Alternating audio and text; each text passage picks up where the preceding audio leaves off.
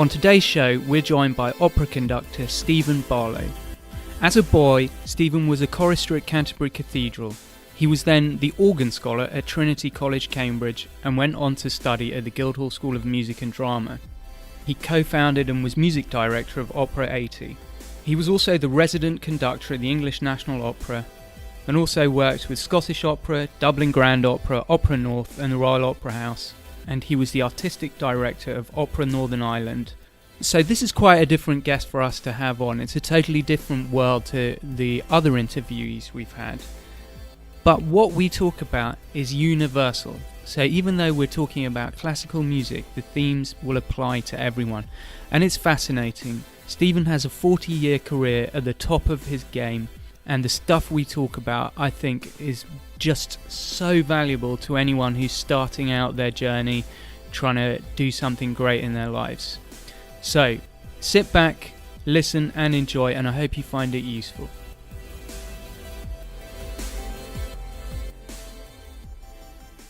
So, all of those achievements I just listed, they sound very impressive.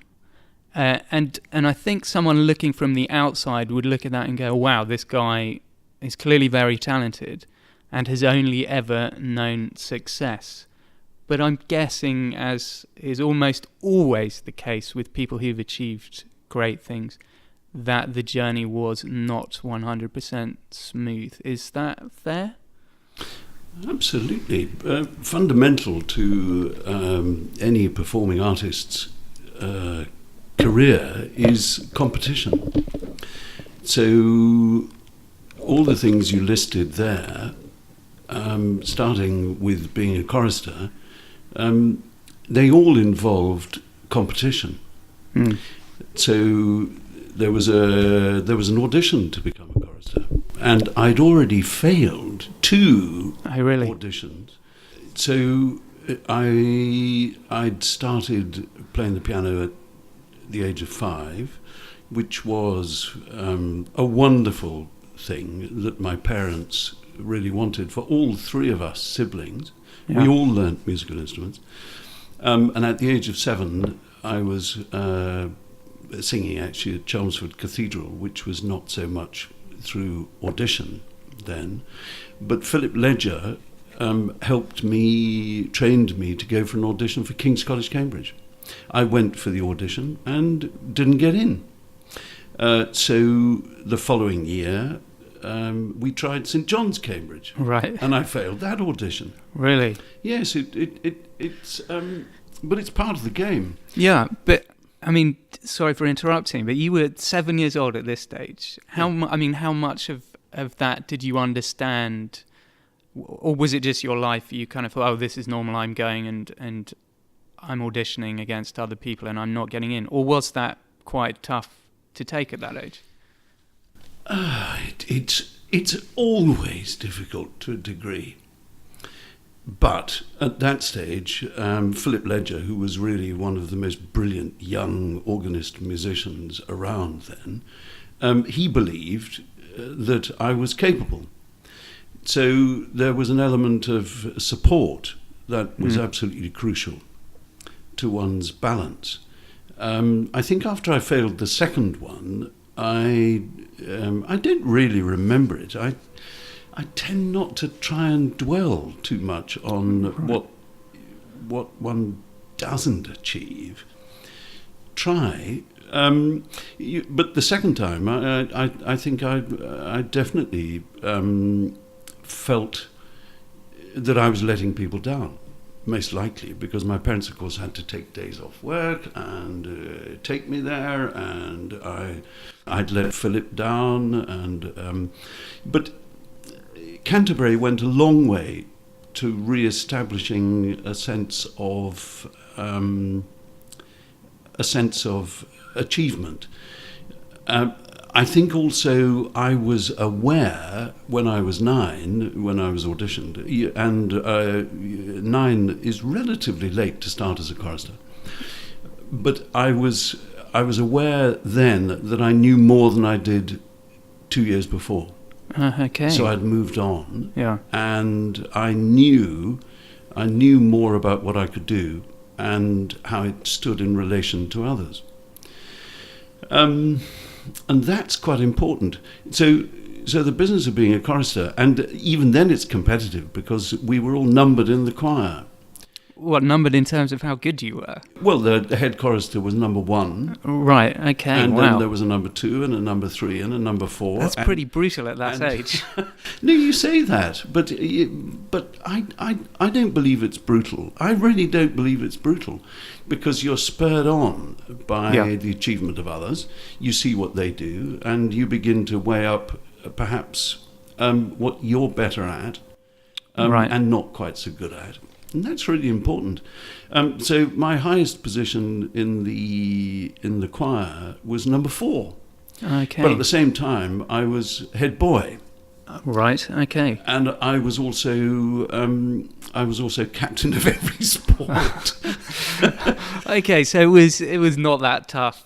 Well, it's a question of life balance. Yeah.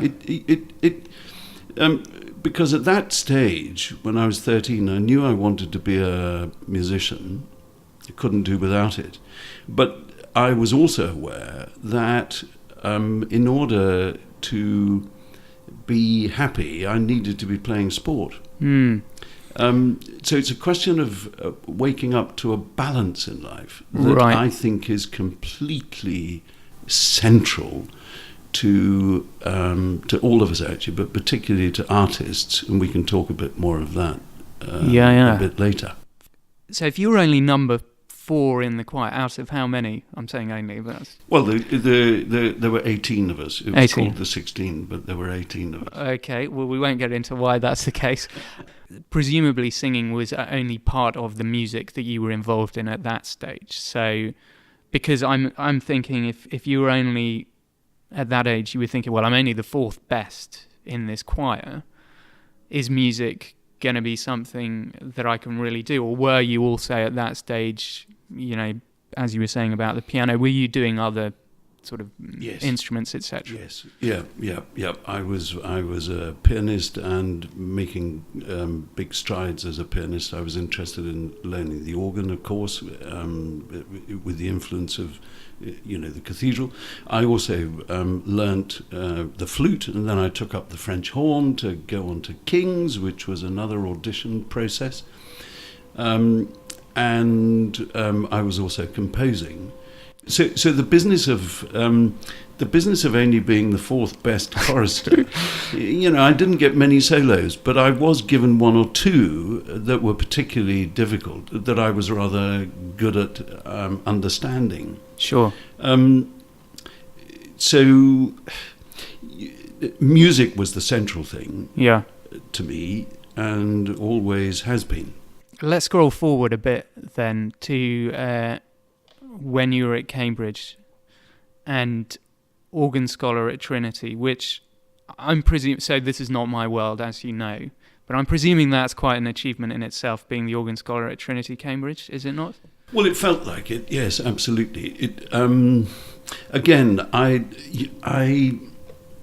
you see, I'm not fundamentally completely confident of my ability always to achieve the best, but I have been supported by others, and so I had the most important support from Alan Wicks, who was the organist, who took the decision to only put me in for 1 organ scholarship.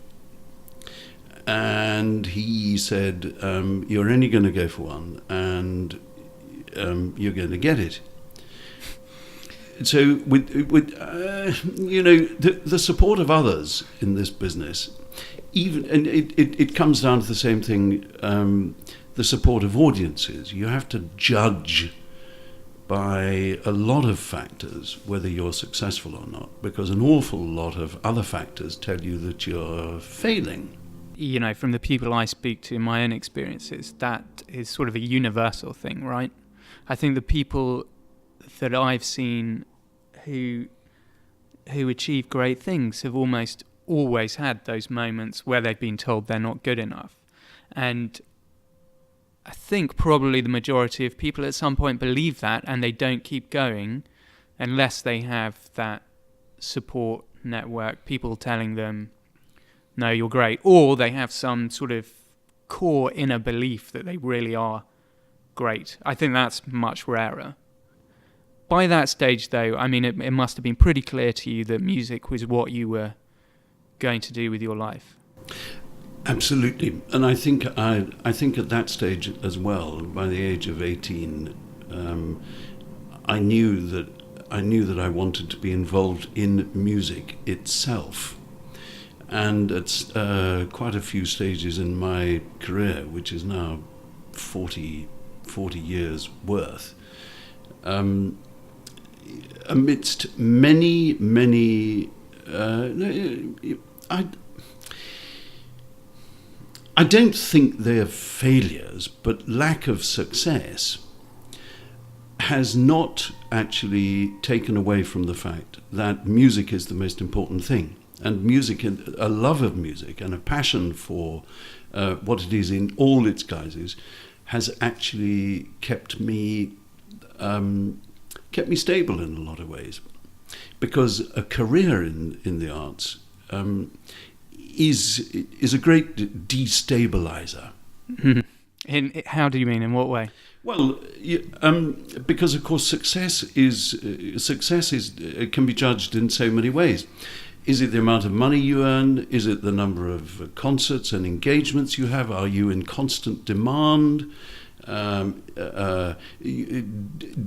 Does the audience seem really responsive? Do the musicians you're working with actually demonstrate or show in any way that they're enjoying what you're doing? You know, as a conductor, you don't actually play an instrument, so you depend wholly on others to deliver.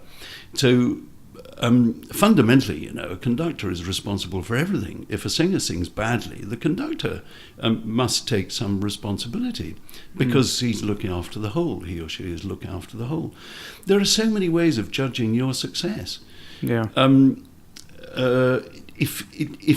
Well, for example, for the first 15 years of my conducting life, I never stopped working.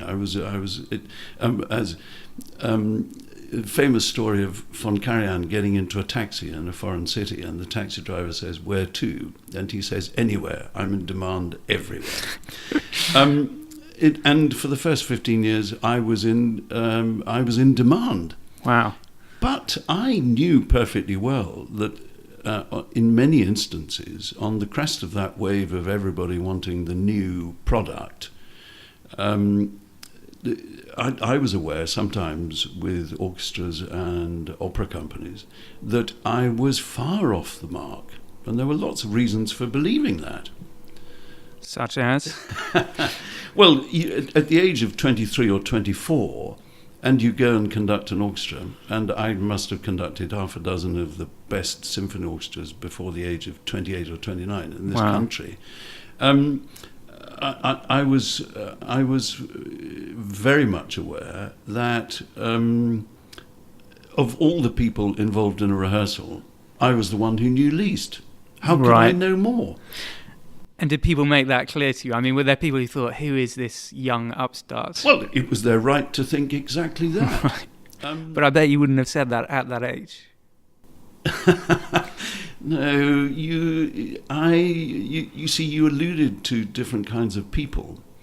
Those who actually are convinced of their right to be noticed as a genius, or those who are absolutely obsessed with their own direction of travel and make sure that they don't fail along that route. But I'm the kind of musician who actually who believes in working with other musicians. So I was pretty clear that my agent said it to me, a very wise man. With some of these programs that I chose, you know, the music, he said to me all the time, "No, take music the orchestra doesn't know." Because then one could have avoided, you know, Tchaikovsky Piano Concerto, for example. I conducted that with the Liverpool Phil, and they must have played it, each one in the orchestra must have played it dozens of times, and I'd never conducted it. So I thought, well, I know how this goes. And then all of a sudden you find that the orchestra are looking at you rather quizzically, weighing you up and realizing that you didn't have the experience. So I was very busy trying to learn as much as I could from musicians all the time. And I knew that that's what I was doing. And the majority of orchestras supported me along that road because I didn't actually set out to pretend that I could teach them something. Probably quite an important thing to do, isn't it, in the beginning, because people want to help you if you're humble about things. But if you come in and you're sort of, I know everything. It's a killer in every branch of life. Sure. So tell me and kind of the audience, who are probably not necessarily, not that my audience are all Philistines, but maybe not so au fait with the music world, the classical music world, how usual or unusual is it for someone so young to be in that position? So conducting major orchestras at the age of, 23, 24? Well, at that time... No need to be modest, by the way. I mean, you can... As Bernard Haitink said, when someone said, you are a very modest musician, and he said, how could I possibly be? I stand up in front of an orchestra and choose to lead. But he is a very modest man, actually. I think being modest is an absolute code that you have to have as a musician, along with an idea of leadership, which means that you put the overcoat on and you try and do the job. What was your question again? The question was how... That was very interesting, though. The question was how usual or unusual is it for someone to be conducting major orchestras at the age of sort of early to mid-20s? Well, there you are. You see, I did try and digress. Yeah. I think at that time it was extremely rare. And I was extremely lucky, again, to have the support. Because what had happened was this: I came out of Cambridge, and for the first time in my life, I was having to make decisions with no one actually helping me or pushing me, and quite rightly so. So I did postgraduate conducting at the Guildhall, which didn't really fill much of a gap. So I was playing professionally, playing percussion and singing and playing the organ and keyboards and at the same time. But when I left the Guildhall, I had decided not to take up conducting because it seemed too difficult to me. Oh, really? I was weighing up the chances, weighing up the percentages, and knowing, though, that I would continue to be a musician in some way, but I decided not to. So what I did was I realized that I needed to make some money, and so I auditioned for Kent Opera, but then most importantly Glyndebourne. And here at Glyndebourne I found just the support mechanism that I needed, because I played as a repetiteur. I played for opera rehearsals for a year, and then Glyndebourne offered me a performance to conduct. So their underpinning of what I really loved doing, but wasn't entirely convinced I was that I was up to, their underpinning gave me the confidence to do it. And it was my conducting operas there that immediately got me a very, very fine agent, which is what a musician needs to liaise between orchestras, opera companies, and do the contracts for you and all that sort of stuff. So it was extremely rare, and nowadays there's a bit of a fashion to find a very young conductor. They're looking all the time for young conductors, men and women, because it seems more exciting. Right, sure. I really think that's a dangerous way to go, but it's a difficult position for me to hold because I was one of the very youngest and rarest of that breed, who suddenly was like a hare out of the blocks. Yeah. Fully engaged and running around all over the place, all through my 20s and into my early 30s. So that, just going back to one of the points you made there, that decision or opportunity to go and work at Glyndebourne has kind of shaped everything that followed. And that always fascinates me as well. Those small sort of moments in life which can change kind of the direction. And, clearly you were always going to be in the music world.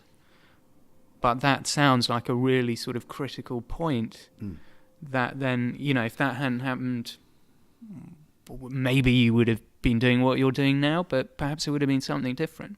This is a very difficult thing, you see. Well, there are two things here, really important things. What Glyndebourne gave me was a real structural understanding of how to rehearse. And because the rehearsal preparation at Glyndebourne was second to none. Most opera rehearsal in the world these days is short-circuited. They do it as quickly as possible. It's always how short can we make these rehearsals. People earn more money that way because they go from opera production to opera production very, very quickly. The Glyndebourne was exceptional in that respect. But that understanding of the framework of rehearsal and preparation is something that I think a whole generation of musicians and singers benefit from. And secondly, the second point is that, yes, I competed for that position at Glyndebourne, and immediately they knew that I was a conductor. They gave me some conducting, and that again was an audition, because it was based on one understudy showing that I conducted and their knowledge of me that resulted in them giving me an opera. And once I conducted an opera, there we were auditioning at the later stage when audiences, agents, other artists, other conductors all weigh you up and weigh up whether you can do it. Now, a lot of young conductors and musicians over the years who come to me, and they still come to me and say, can you give me advice about how to start? And it's impossible to avoid the issue that it is competitive and you have to be in the right place at the right time and manufacture that you're in the right place at the right time. In order to have the slightest chance. And even if you win a big conducting competition, there'll be maybe 100 people entering for this competition, but if you win that competition, your first concert with the orchestra as a prize is only the very beginning of any possibility of a career. And I'm guessing that even once you start down that path, you were getting plenty of knockbacks. Littered along the way, and you'll probably note that I've only so far mentioned the first 15 years of my career. Littered along the way are the orchestras with whom there was no chemistry. Right. Or the leader of the orchestra didn't rate you, didn't like you, didn't help me, and also choices that I made to conduct repertoire that I might have loved, but wasn't so well chosen because I didn't particularly conduct it that well. So what I would say is that you, as an artist, you're constantly wrestling between the disapproval you get and the approval you get. And trying to weigh up just what the real picture is constantly.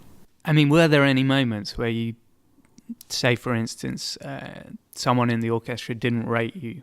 How did that affect you? Were there moments where you thought, oh, this is terrible, am I ever going to come back from this? Or did you always just have a core belief or a group surrounding you who said, no, this is just one opinion and you're going to be fine?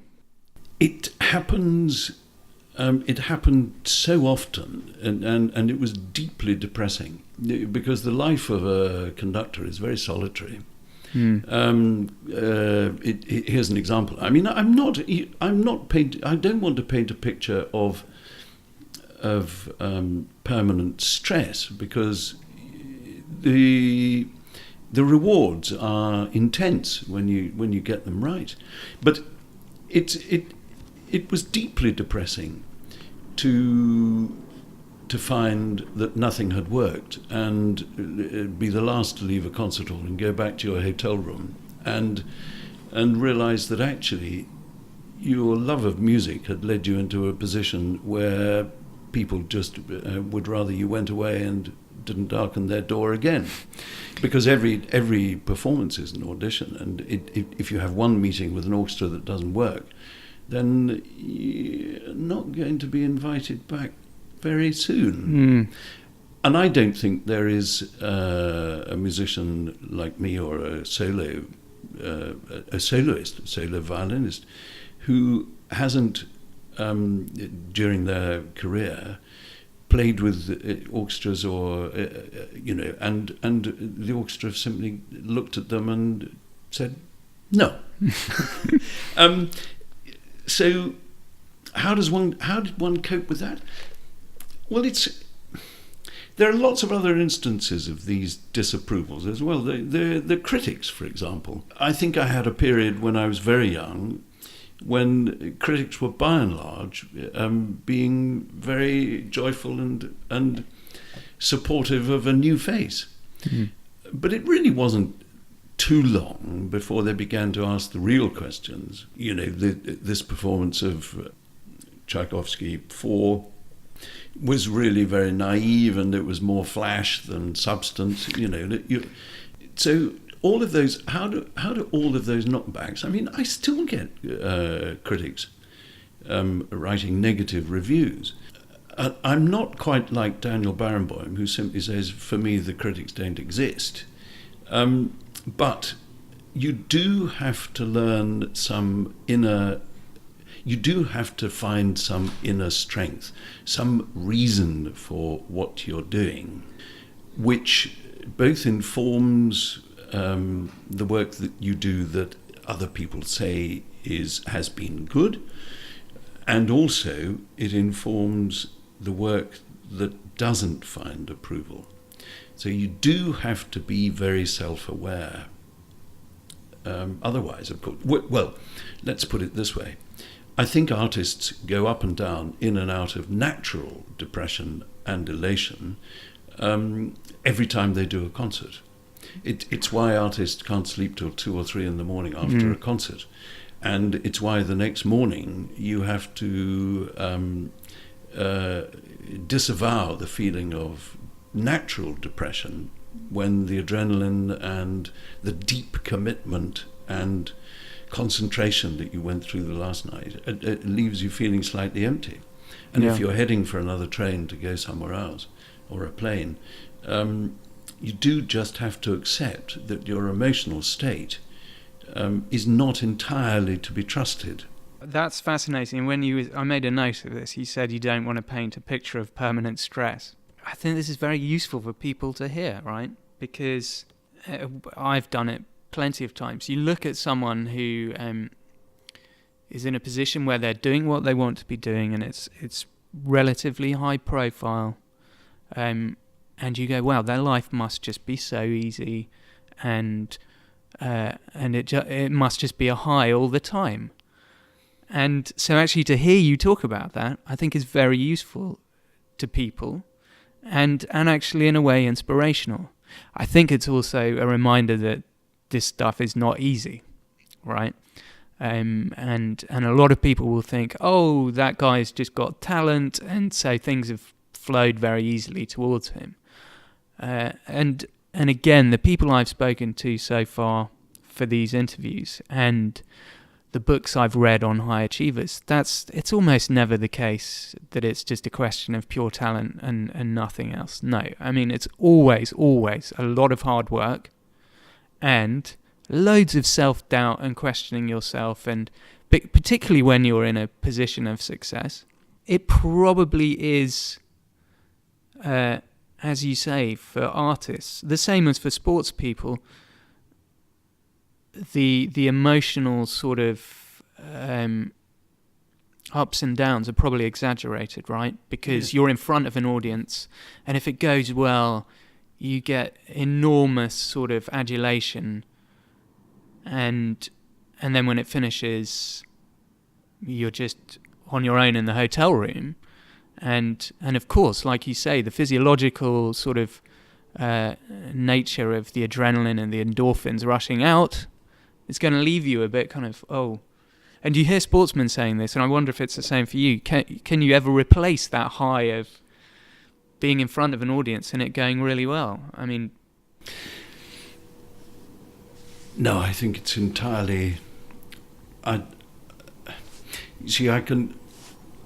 know sometimes when I'm letting myself down, because I can go through all the whole rigmarole of travelling somewhere, not eating that well because you're constantly picking food up, and then the next morning you go and meet an entirely new orchestra. The door opens, there's 100 people waiting for you, and you begin to work and something's not working. It can be all of those things I've mentioned before. It can be pure chemistry. It can be as simple as an orchestra just having come back off holiday, and I might not have been on holiday, so I'm all fired up just to go to work as normal, and they're not in the same place. It can be the wrong pieces of music, all sorts of things, and it doesn't quite work. And sometimes I've not been able to find the trick that worked, and so you get to the concert and there's no adrenaline. There's no adrenaline from me, there's no adrenaline from the orchestra. We're going through our duty. Now, I'm not saying the performance will have been bad, but the important aspect of music making together and coming to a unanimous view about the music, which draws everyone together and stops it being rote by rote. And so there's no adrenaline, and you go back to the hotel and nothing happened. Now that's a real trough of emotional depression. And to be perfectly honest, you're just moving past the 15 years. There was a patch which looked, to all intents and purposes, as if I was right at the top of the bubble. I toured Australia and New Zealand and had 7 orchestras, 7 weeks there, 7 different programs, all orchestras I'd met before and knew pretty well. And before I'd done more than 3 concerts, I realized that I'd lost something.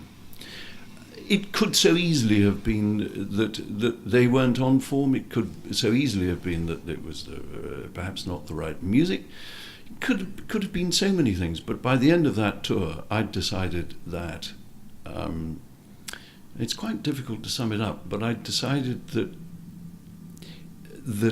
I really did not want to continue conducting in that way, like being bought off a shelf and travelling and meeting new, and I think in a way, that was quite a big crisis for me. So in a way, I really did stop conducting, and tried to think about what I'd been missing so much on this sort of helter-skelter of high profile and all that kind of activity. So I began to think of, try and find the original reason why I was a musician in the first place.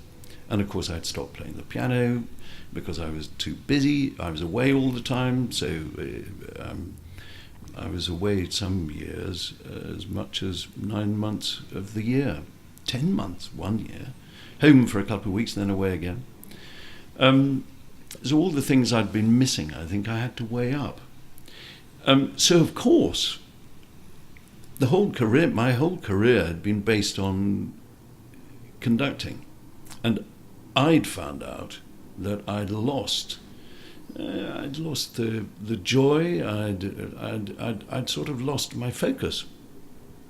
It just really was not working. Although I think I pretended well, and I think orchestras behaved pretty well to me. But there were one or two people along the way on that tour who very kindly suggested to me, when they were driving me back to the hotel, they were saying, "You don't really want to be here, do you? It's okay."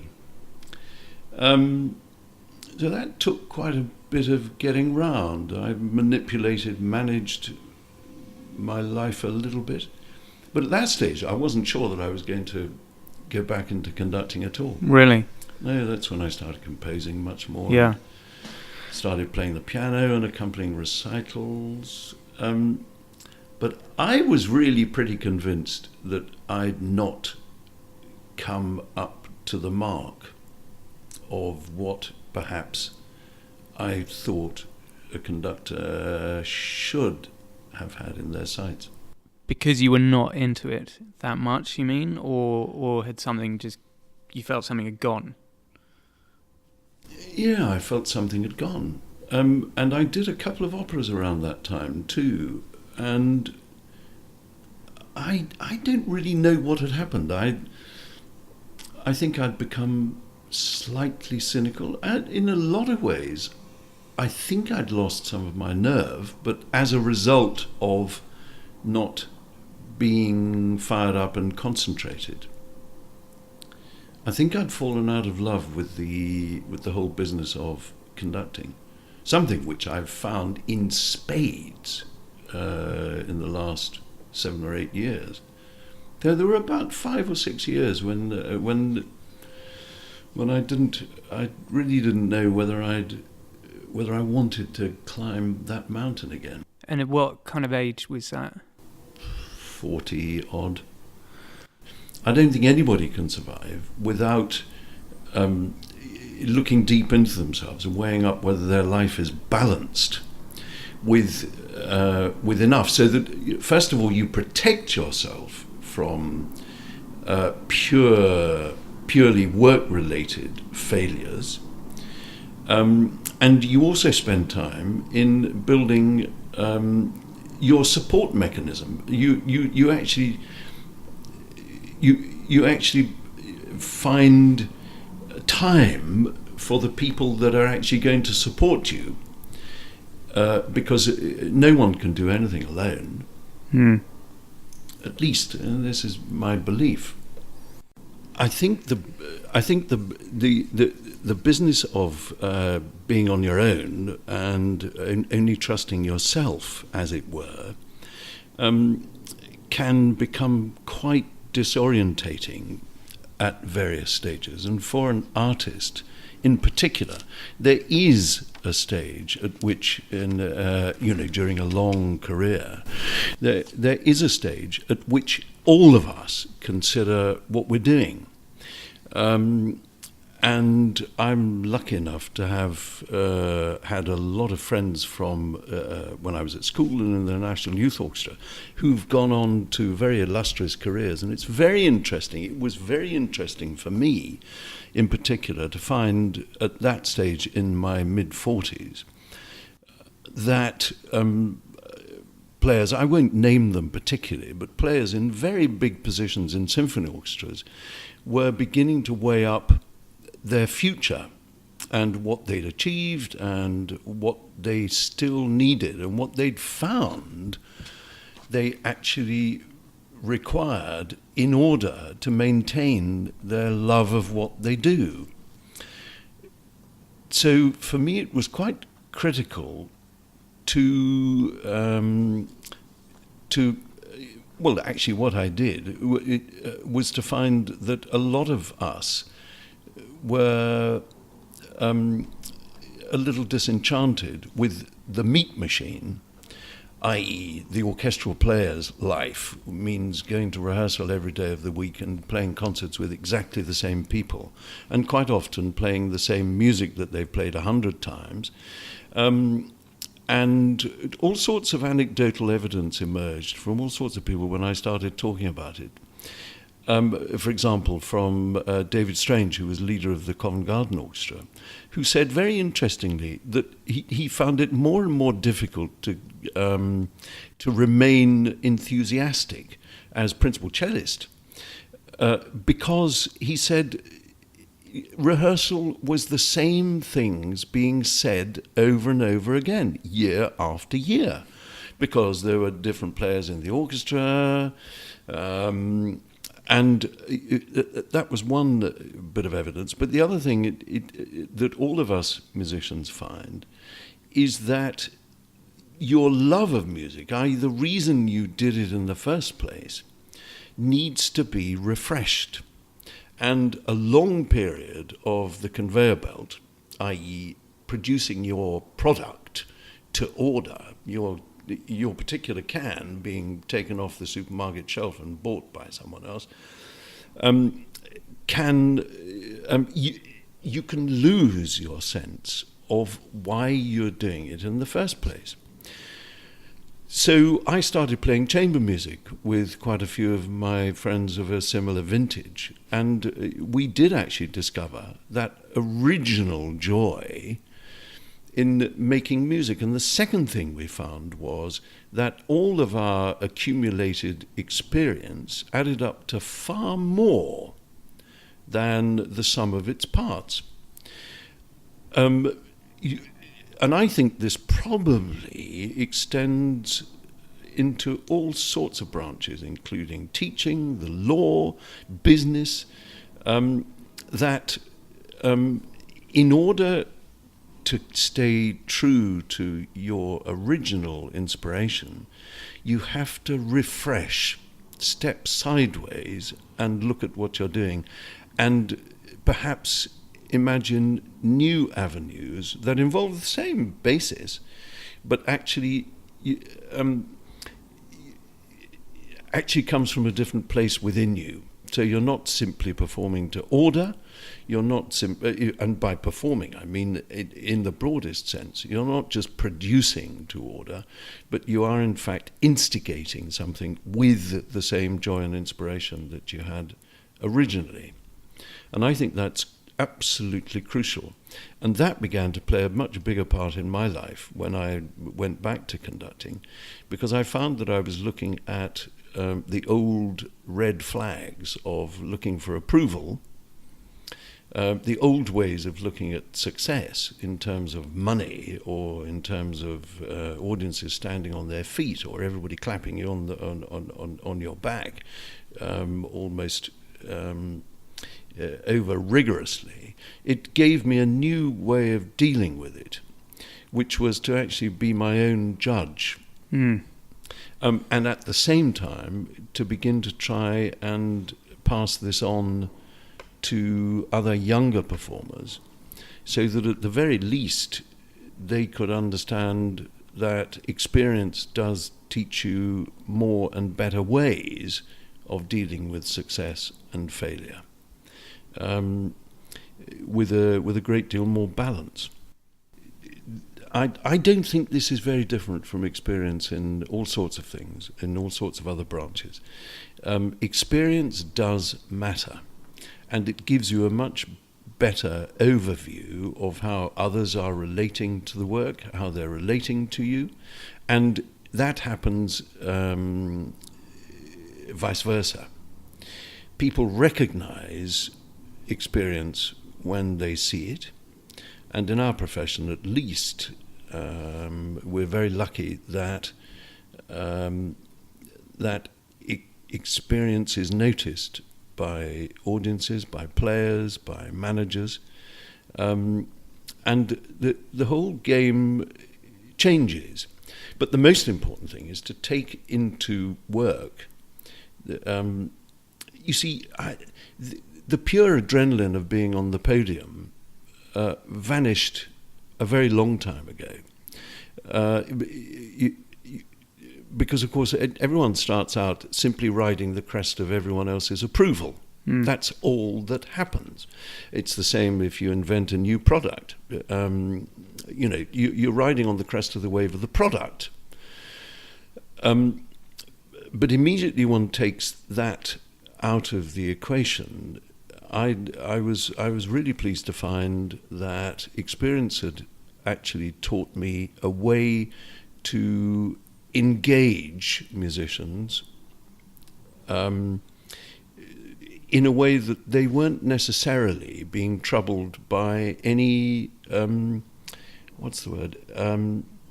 by any vanity. So the big question remains, and you haven't really asked this: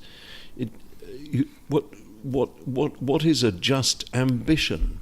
Where does one really want to be? It was going to be my next question. Of course it was. Because when I was in my 20s, I had a very clear idea that I really wanted to be 50, because then I would be very comfortable in my own skin. I would probably be older than most people in an orchestra. So instead of them teaching me things, I would be teaching them. I would be in constant demand, conducting all the greatest orchestras in the world. Or at least this is the way that it seemed most logical to interpret what happened to me in my first 15 years. And then, of course, with my sort of experience in my late 40s and early 50s, I realized that this couldn't be less true. And my ambitions have changed without losing sight of wanting to work with the very finest musicians and singers and opera directors, and without losing that entirely. I've changed my view about how I want to spend my days, which is very much now more based on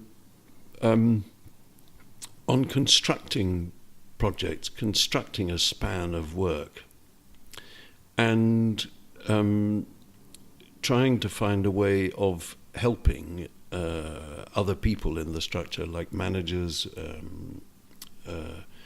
project builders, opera directors, trying to actually see what they need and how to improve the end game. And that doesn't take away anything from the sheer pleasure of being asked to conduct a great orchestra. And I get plenty of opportunities. But ambition is something that I don't think we really understand when we're in our 20s and 30s. So I was going to say, I mean, is this not a classic sort of age and experience thing? I think one of the most important things is that we have to hope that, more broadly speaking, it is understood that we live in phases of our lives. And I've a real aversion to the idea of simply striking out to make $1 million, figuratively speaking, and then you can do exactly what you like after that, because it strikes me that we're at our happiest when we are engaged fully with being better at what we do and seeing as much as possible of the result in a broad sense. So it's kind of others need not us, because of course you're absolutely right. There is no alternative in your 20s. You must cut a swathe. You must use all that energy and that drive to get anywhere. You've got to take several steps all at once in a hurry, and you have to commit very deeply. And I think in a lot of ways we're robust enough to do that. and face the problems, and bang your head against a wall and bounce off. But the older you get, bouncing is is not very healthy. And the result is that if we get through the patch in the middle of our lives, which can sometimes be extremely difficult because there is a certain amount of comfort involved in being very stable, if we can get through that point and have the courage to take a step left and reappraise, or right, and reappraise, that's the beginning of having in view the later phase in your life, which I think can produce some of the happiest times in what you have chosen to pursue. So it's something, I hate the word society, but there's a whole network of people who consume. And at the moment, they consume mindlessly. There's so much thrown at them, and they will simply, everything is available, and they're not really thinking about how everything works. And to a certain extent, government doesn't think about how these things really work. They're leaving it all up to us. So it's up to the individual constantly to try and find a balance and find a cause for inspiration, which very old people seem very good at doing. Isn't that interesting? That is interesting. The number of very old people who simply take up something completely new, and whether or not they're talented enough, for example, in painting to get sold at an art gallery, it does give them and other people an enormous amount of pleasure. There's all sorts of things that happen in old age now. It's probably one of the most exciting markets for all sorts of reasons. Certainly in the arts, what I think is happening at my age, and I'm now 64, is that we are finding once more the love of music is the thing we really live for. On that kind of note, does that mean now you are, well, two questions really, happier with what you're doing and less concerned about the idea of success and failure? No, because I consider that I didn't really achieve what I wanted to at Buxton Festival, for example. So I've left there with a very bittersweet feeling. I really did not achieve what I wanted to achieve. Artistically, yes, but maybe it's a problem of age. I really wanted to achieve more in terms of strategic strength, professionalization of an organization, and I got nowhere with that. So does it affect me the same way as... I think it probably stings more than it would if I was young, because perhaps I would have gone spinning off to something else, thinking, oh, well, bugger it. Next job, it's exciting. I'm going to be doing Bruckner, that'll do it. Now I tend to have a much more focused aim on trying to find somewhere else to which I can add a great deal. And I've got other irons in other fires as well. But there's an area of me that I feel is underused, and I know which it is. And I'm really rather, what's the word? I'm a bit more pointedly ambitious about trying to find somewhere where I can really have an effect. Yeah. And has your definition of failure and success changed over the years? Yes, I think the issues get bigger, but I feel much more equipped to deal with them. The interesting thing too is that in my 20s, this might be quite a nice way to round this. In my 20s, I didn't know any of the critics at all, quite a lot of them were my age too, and they didn't know me, and they didn't really know much about their job either. But, we were all striving. Now I tend to know quite well some of the critics who actually can sometimes savage me. Oh, really? in print.